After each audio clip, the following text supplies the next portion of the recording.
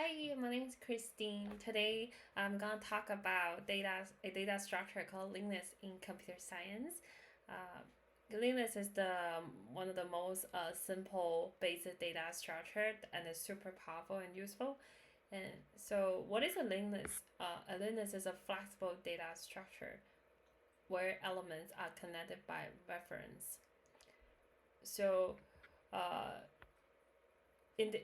in computer science we want to store many data, and how let's say we have many data, how do we like group them together and store in the data structure? So here we have linked list, and the first linked list is composed of many nodes, and then each of the nodes, and then we'll connect them by some connectors. So let's look at this no, this linked list here. The first one, we always call each of the black circle here is a node. The first black circle, the first node, we call it head node, since that's the beginning of the linked list. And for each of the node, like we have a connector to connect to the next node. So the head node have a reference to the second node here. And for second node, we have a connector pointing to the third node. And third node has a connector pointing to the fourth node, and so on. So let's break it down more into what is a node. This is a node. A node has two major components. First one is the data.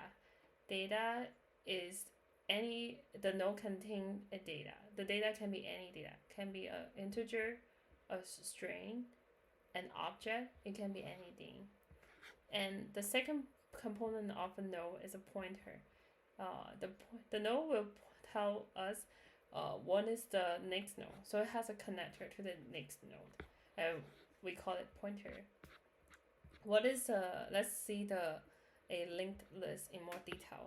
So this is a linked list. It has three data. So I want to store three numbers, number 1, 2, and 3, and in this order, 1, 2, 3 order. So first I need to create a head node, which is the first node, and it contains the data, the number 1, and the first node, head node, has a pointer pointing to the second node. Second node hasn't stored the number 2, and from second node we have a connector to the third node has the number 3. So from first node we can have a connector to find second node. From second node we can have a connector to third node, so we can find out third node. And third node is the end of the linked list. The way how we can tell is the end of the list. The last node is because the third node has a pointer pointing to nothing, which is no. So that's how we all know this is the end of the linked list. So yeah, so this is one very simple linked list. That's it for the linked list introduction.